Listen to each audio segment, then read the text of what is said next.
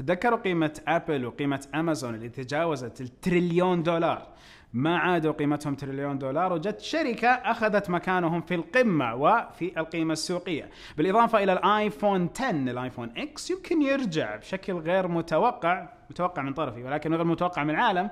وأيضا نتكلم عن مؤتمر جدا جميل وملتقى مخصص للصور.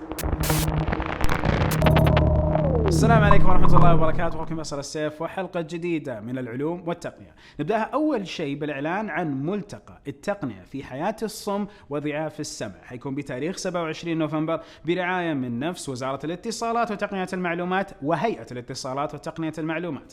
اتحدوا على أساس يسووا هذا الملتقى، وبإذن واحد أحد بيكون معاكم واحد متحدث جدا جميل انتم قاعدين تشوفوه، مين؟ عبد الوهاب إن شاء الله بيكون معاكم في هذا الملتقى. بالإضافة إلى إن شاء الله أنا بكون أيضا متحدث وأدير جلسة، فشيء جدا جميل اهتمام التقنية في الفئة هذه الجميلة من المجتمع. بحط لكم رابط التسجيل اللي بيحضر سواء رجال أو نساء، كل الأمور مهيئة لكم، رابط التسجيل وحياكم الله. ننتقل الحين لشوية علوم ونقول أنه تقارير من علماء أمريكا يحذروا أنه إذا لم تتخذ إجراءات صارمة تجاه التعامل مع المناخ والطبيعة حتستمر نفس نقدر نقول الأعاصير، الحرائق، المشاكل الكثيرة اللي قاعدة تصير في نفس الولايات المتحدة الأمريكية بسبب عدم التعامل مع الجلوبال وورمينج، نفس درجات الحرارة اللي قاعدة تزداد على كوكب الأرض، ونقدر نقول الكلايمت تشينج، التغير المناخي اللي قاعد يصير. فالعلماء حثوا على اتخاذ إجراءات جدا صارمة وإلا سيتأثر الاقتصاد الأمريكي، لأنه قطاع السياحة وقطاع الزراعة في الولايات المتحدة الأمريكية هما أكبر المتضررين من التغير المناخي، فبالتالي الاقتصاد حق أمريكا حيتأثر بشكل جدا كبير. وأيضا خلال الحلقة بقول لكم التأثر اللي صار في الاقتصاد على بعض الشركات. المهم نروح للخبر الثاني الحين وننتقل إلى نفس MIT، نفس جامعة MIT، وأول مرة يجربوا طيارة طارت من جهة إلى جهة ثانية، ولكن الطيارة ما فيها أي أجزاء متحركة، ما في مراوح، ما في شيء زي كذا. يستخدموا الأيونات وتحفيز الأيونات نفسها أساس أنه نفس الطيارة تصير تقلع وتطير في الهواء، في بطارية، في تحفيز الأيونات، في أشياء جدا رائعة. التقنية ليست جديدة، هي موجود من الستينات تقريبا هذه التقنية، ولكن لأول مرة تطبق على هذا النموذج من الطيارات. الحين الشيء الرائع أنك يمكن تفكر طيب لما يسوون طيارات زي كذا، طيارات زي هذه بالحجم هذا حيكون لها فوائد جدا جميلة أو لها مزايا جميلة. أولا الصوت، ما في صوت، ما في إزعاج، بالإضافة إلى ما في قطعة متحركة، فالصيانة أخف وأحسن. ولكن المشكلة والمعضلة الأكبر هو حجم البطارية اللي حتحتاجه هذه الطيارة على أساس أنها تقدر تطير بكل أريحية وتنتقل من مكان إلى ثاني. فكرة جدا جميلة، يبغى لكم تشوفوا التقرير، بحط لكم رابط التقرير لأنه فقط الفيديو لما تشوفه هذا شيء جدا رايق وجميل. ننتقل الحين لسامسونج واللي اعتذر رئيسها بشكل رسمي للموظفين بسبب الوفيات وأيضا بعض الأحداث اللي صارت في مصانع الشاشات ومصانع المعالجات. هذه الوفيات صارت بسبب بعض الكيماويات اللي موجودة في هذه المصانع واللي استنشقوها الموظفين واللي أثرت عليهم، يا إنه جابت لهم وفاة يا إنه جابت لهم مسكرج وإسقاطات لنفس الولادة النساء اللي كانوا حوامل. فالفكرة إنه سامسونج أخذت إجراءات رسمية بعد القضية اللي صارت عليهم بينهم وبين الموظفين، اعتذروا بشكل رسمي والرئيس اعتذر بشكل رسمي للموظفين، في عندهم تعويضات، في عندهم إجراءات أمان وسلامة حتكون أكثر. فلأول مرة أشوفها المعادلة بالطريقة هذه، لأنه لو رجعت بالتاريخ إلى كم سنة وكنا نتكلم على مشاكل بعض المصانع زي فوكسكون وغيرها في الصين، وأنه نفس الموظفين في الصين كانوا يمروا بأشياء جدا صعبة وفي وفيات وفي مشاكل، ولكن ما قد شفت رئيس شركة يعتذر للموظفين، فشيء كويس وتقدير جدا كبير لسامسونج على الحركة هذه. وعاد الله يعوض اللي هذول توفوا وراحوا، ولكن على الأقل تم التغيير وتم التحسين. ننتقل الحين لخبر جدا رائع جميل ايكونومست. هذا الخبر عن قيمة سوقية لبعض الشركات، فأمازون وآبل كلهم كانوا تريليون، ولكن نزلوا في قيمتهم حوالي الربع تريليون، فوصلوا 700 وكسور. وفي شركة قيمتها السوقية قدرت تتعدى أمازون وآبل. مين الشركة هذه تتوقعوا؟ أعطيكم ثانية، ثانيتين، ثلاثة.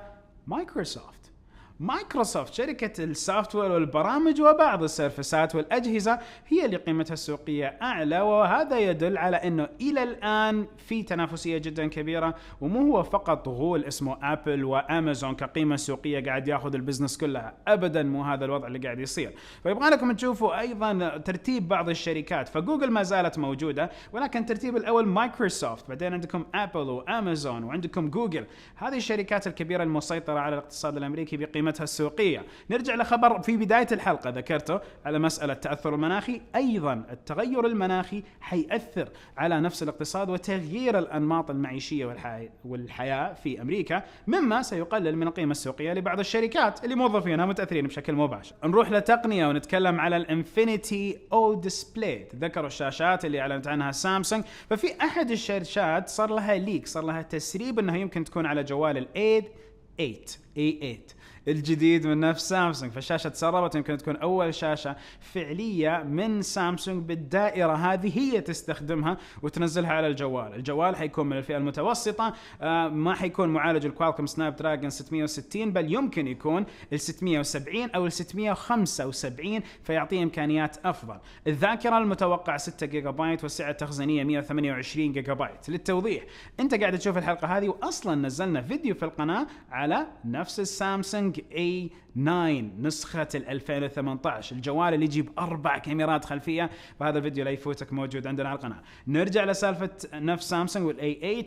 قريبا المفروض الإعلان عنه، حيكون شاشة نفسها انفينيتي. هذا يعتبر دخول لنفس سامسونج بشاشات بزلزها أقل حلو بزلزها، الحواف حقتها أقل بنفس فئة الاي، لأنه لو شفت المراجعة تلاقوني قلت كلام مرتبط بهذا الأمر. انستغرام تقرر تغيير الواجهة حقة المستخدمين والملف الشخصي لنفس المستخدم، ويكون التركيز على من هو وإيش يسوي، بدل ما يكون التركيز فقط على الأرقام اللي جابها من خلال المتابعين. وهنا أذكركم أنه أيضا في حسابي على انستغرام في محتوى مختلف أو رايق أو مستمد من هنا مع بعض الصور الرايقة، أبغى رأيكم فيها، فحاط لكم الرابط. نرجع لانستغرام، خطوة جدا جميلة، بالذات لو تكلمنا عن وسائل الاتصال المختلفة اللي يمكن تتاح لكم التواصل مع نفس صاحب ملف الانستغرام، فتابعونا على أساس نسوي التحديث أول ما يجينا الواجهة.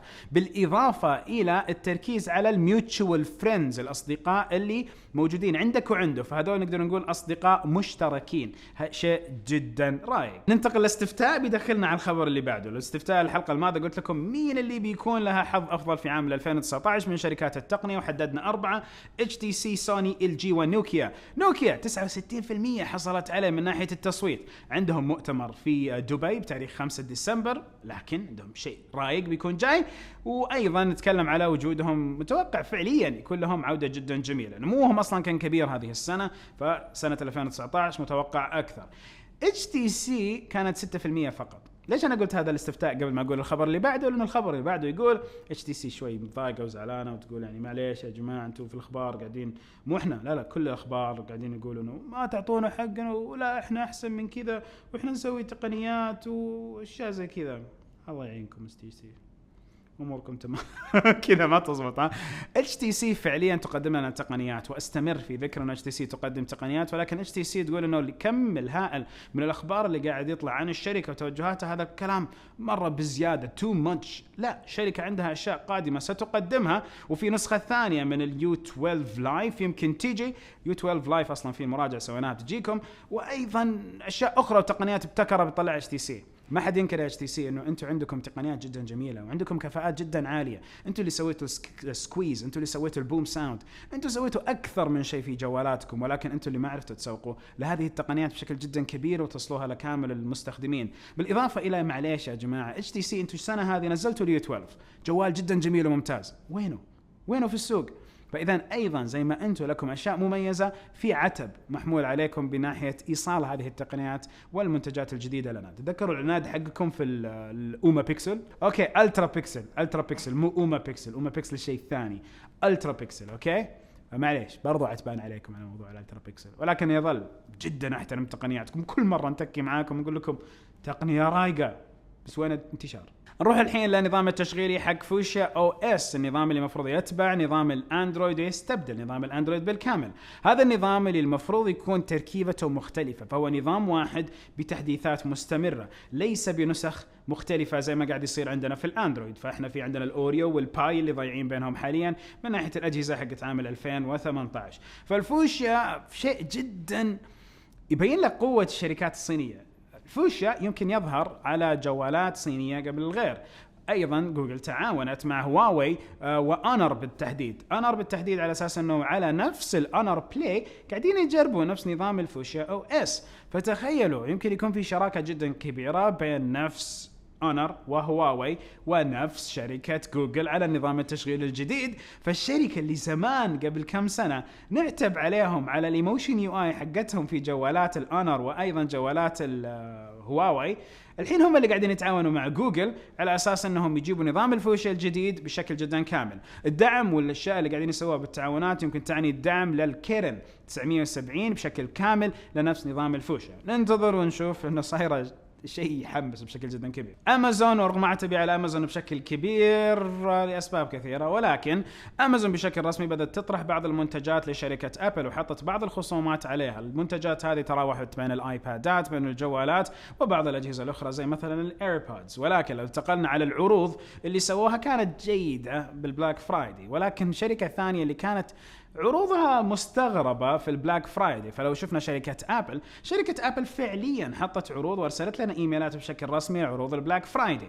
عروض البلاك فرايدي هذه ما تتيح لك سعر مخفض $50 $100، بل أنها تتيح لك تحصل على الجهاز وتحصل على كارت اللي هو رصيد من أبل، كارد اللي هو جيفت كارد من أبل، يا $50 يا $100 على حسب أنت إيش تشتري. فكانت هذه عروضهم، إنه أنت دحين خذ هذه الهدية من عندي، ما بخفض لك بس بعطيك كمان فلوس تشتري من عندي. هذا كان العرض اللي نزلته أبل في عروض البلاك فرايدي. إذا أنت قاعد تشوف حلقتنا يوم الاثنين فأنت تعرف إنه في شيء اسمه سايبر ماندي. بعض الشركات العالمية قاعدة تسوي زي أمازون وغيرها من الشركات المحلية هنا على منصات التجارة الإلكترونية. سايبر ماندي خلينا نتكلم عليه بواقعية زيه زي بلاك فرايدي. احنا تكلمنا عن عروض كثيرة، أشياء كثيرة قاعدة تصير في مختلف شبكات التواصل الاجتماعي، ولكن يظل الحلقة الأقوى في نفس العروض انتشارها وعدم انتشارها هو إحنا المستخدمين. لقيت عرض مميز، قارنت السعر، عرفت الأمور، عرفت الضمان، عرفت الوكيل، عرفت كل شيء، تاخذ العرض حقك. الله يقويك يا رب العالمين. تجربتك سيئة مع نفس المتجر، لا تسكت، حاول تطالب حقك عن طريق القنوات الرسمية مع هذا المتجر. إذا ما حد سمع لك على طول انقل التجربة لفئة عليا من الهيئات والمؤسسات المسؤولة عن الأمر. أيضا اترك تجربتك عن المنتج في الموقع حقهم، حط كومنت، حط ريفيو لنفس المنتج اللي انت اخذته لو لقيته مو كويس او ما ياخذ المعايير اللي هم كانوا مسويين لها دعايه. بالطريقه هذه احنا ننتقل من مجتمع يتحلطم احيانا على التجاره الالكترونيه الى مجتمع جدا قوي امام التجاره الالكترونيه، ونسبب رعب وخوف لنفس الشركات، لانهم عارفين اذا ما حلوا المشكله حيجي ريفيو، حيجي اتصالات، حيجي متابعات، مو بس حنقول يلا خلاص ونرمي الجهاز. هذا الشيء ما نبيه. فايضا عندكم سايبر ماندي وخلينا نشوف ايش يصير فيه. نروح الحين لاخر خبر وشيء جدا متوقع بالنسبه لي. فلو رجعتكم بالتاريخ شوي للفيديو اللي سويته عن الايفون 10 ماكس، الايفون 10 والايفون 10، فقلت لكم في هذاك الفيديو ما اشوف منطقي ابدا ان ال 10 اس نزل، فكان يا انه 10 يا انه 10 ماكس، اساس يكون الابجريد يسوى، على اساس يكون في تنوع، وعلى اساس يكون المستخدم من مصلحته هذا الجوال. فعليا شركه ابل قاعده تواجه مشاكل من ناحيه ارقام البيع لجوالات ال 10 اس وال 10 ار. الجوالين هذول بالخيارات اللي قدموها يمكن ما يكونوا خيارات الافضل للمستخدمين، فنشوف انه يمكن شركه ابل حسب بعض التقارير تتخذ الاتجاه بانه يكون عندها جوالها الاساسي 10 ماكس لهذا السنه، وايضا تبدا تنتج اكثر الايفون 10. تخيلوا الايفون 10 الى الحين يبيع كويس، الى الحين سوقه ماشي تمام، الى الحين يفضلوا كثير من المستخدمين يشتروه عن ال 10 اس. سعر أقل، إمكانيات أفضل، فيقدروا يسووا الطريقة هذه ويبيعوا بشكل كويس. ما أدري ليش أبل ما فكرت تنزل من الهامش الربحي اللي موجود في التنس، ولكن يحق لهم، هذه شركتهم وما يقدروا يتصرفوا فيها بكيفهم. ولكن لو نزلوا الهامش الربحي حق التنس كان يمكن يخلوا هذا الجوال أيضا له قبول جدا كبير ويستبدل التن. ولكن لا، الهامش الربحي حقه لازم يظل بنفس المعايير، الظاهر 60% وفوق، فنستنى ونشوف. فعليا تخيلوا انه هذه السنة على كثر الفيديوهات والاشياء اللي تكلمنا فيها عن شركة ابل يمكن تكون نهايتها احسن جوال لهم السنة هو ال 10 ماكس، والجوال حق العام الماضي اللي هو ال 10. نهاية الفيديو كل فيديو، شكرا لكم، يعطيكم العافية على المتابعة. لا ننسى نقول سبحانك اللهم وبحمدك، اشهد ان لا اله الا انت، استغفرك واتوب اليك. السلام عليكم ورحمة الله وبركاته.